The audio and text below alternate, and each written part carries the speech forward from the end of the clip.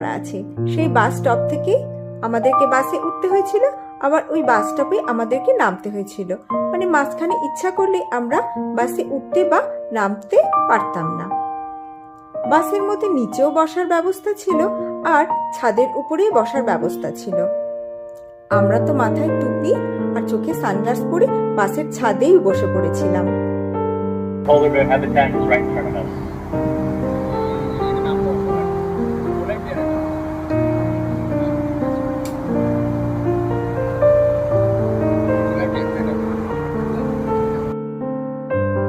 আর এই যে আমি মাথায় হ্যাট আর চোখে সানগ্লাস, সত্যি সেই দিনটাতে এত গরম ছিল না।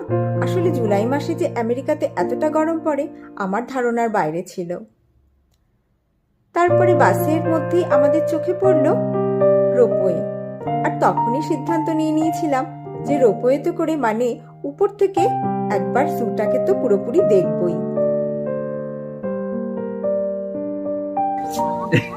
একটু প্রাণায়াম করে নিচ্ছি।